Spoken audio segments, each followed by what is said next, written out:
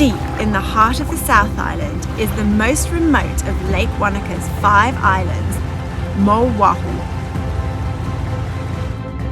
It's a lush island that boasts a glacial lake on an island on a lake. More importantly though, it's a sanctuary where bird life is flourishing, most notably the buff weka. Say what? These cheeky and inquisitive flightless birds were reintroduced here and are now doing so well that you would be unlucky not to see one. I know what you're thinking, dull, boring, brown bird, but you'd be wrong. These birds are the master of disguise, frequently being mistaken for their rather famous iconic friend, the kiwi.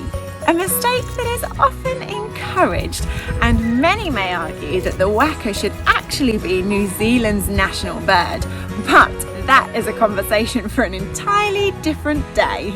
The weka is usually a shy bird, heard but not seen, that lurks around in the cover of the bushes and thickets, preferring to come out in the still of the night.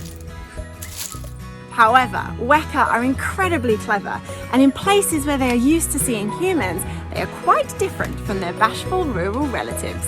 Once aware of people hiking through their forest, the bush bursts to life with a cacophony of weka calls, alerting each other to human presence.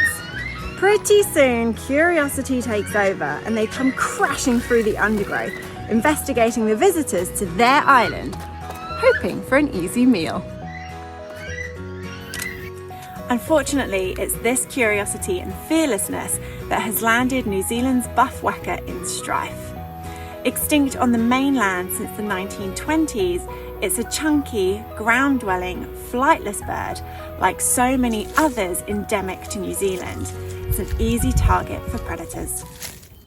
These masters of camouflage are separated into 4 subspecies.